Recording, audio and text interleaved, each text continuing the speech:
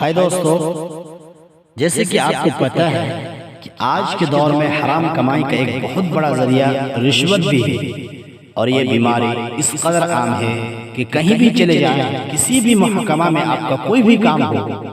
اس رشوت کے بغیر کامیابی نہیں ملتی ہے۔ ناحق فائدہ اٹھانے کے لیے جو رقم دی جائے وہ رشوت ہے، لیکن جائز اور اپنا صحیح حق پانے کے لیے اگر پیسہ دینا پڑے تو دینے والا گنہگار نہیں ہوگا، البتہ لینے والے پر اس کا وبال ضرور ہوگا۔ فرض کیجئے کہ ایک شخص نے آپ کی جائیداد ہڑپ لی، اسے دوبارہ حاصل کرنے کے لیے حکام پیسہ طلب کرتے ہیں۔ اگر آپ جائز جائیداد کو بچانے اور حاصل کرنے کے لیے پیسہ دینے پر مجبور کر دیے گئے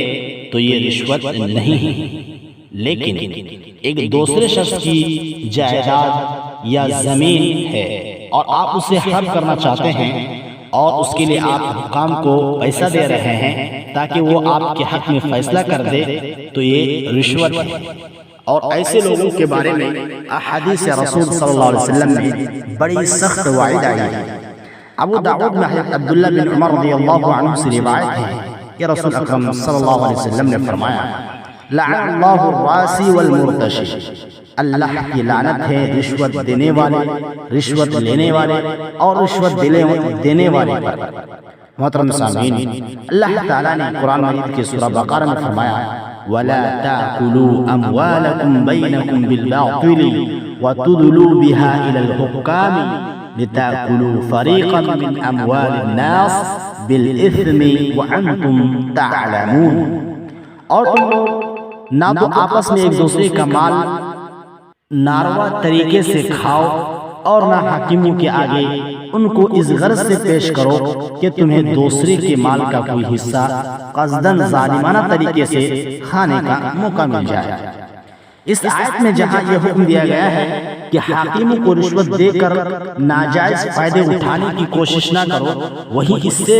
یہ مفہوم بھی نکلتا ہے کہ جب تم یہ جانتے ہو کہ مال دوسرے کا ہے اور اس پر تمہارا کوئی حق نہیں ہے، لیکن جس کی جائیداد ہے اس کے پاس اس کی ملکیت کا کوئی ثبوت نہیں ہے، اور تم اپنی چرب زبانی اور داؤں پیچ سے اس کی جائیداد ہڑپ کر سکتے ہو تو اس کا مقدمہ عدالت میں لے جاؤ، اس لیے کہ حاکم عالم الغیب نہیں ہوتا۔ ہو سکتا ہے کہ مقدمہ کی روداد سن کر وہ تمہارے حق میں فیصلہ دے دے، اس لیے عدالت کا فیصلہ تمہارے حق میں ہونے کے باوجود تم ان کے جائز مالک نہیں بن جاؤ گے، اللہ کے نزدیک وہ تمہارے لیے حرام ہی رہے گا۔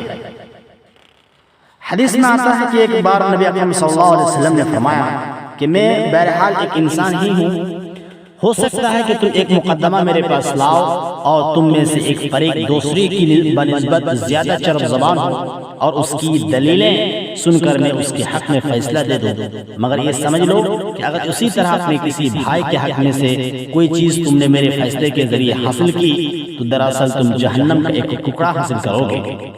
آپس میں ایک دوسرے کا مال ناجائز طریقے سے کھانے کے متعلق اللہ رب العالمین نے قرآن مجید کے سورہ نساء میں ارشاد فرمایا کہ یا ایھا الذین آمنوا لا تأکلوا اموالکم بینکم بالباطل الا ان تکون تجارۃ عن تراض منکم ولا تقتلوا انفسکم۔ کہتے ہیں اے لوگوں جو ایمان لائے ہو، آپس میں ایک دوسرے کا مال باطل طریقوں سے نہ کھاؤ، الا یہ کہ آپس کی رضامندی سے تجارت ہو اور اپنے آپ کو ہلاک نہ کرو۔ اس آیت میں جہاں غلط اور باطل طریقوں سے ایک دوسرے کا مال کھانے اور ہڑپ لینے کی مخالفت آئی ہے، وہی باہمی رضامندی سے تجارت کا حکم بھی دیا گیا ہے۔ آگے ارشاد ہوتا ہے کہ اپنے آپ کو ہلاک نہ کرو۔ لہذا میرے بھائی اور دوستو، ضرورت اس بات کی ہے کہ ہم اور آپ کسی کو بھی رشوت دینے سے اجتناب کریں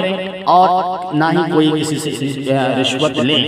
ہاں اگر کوئی کسی کا اپنا جائز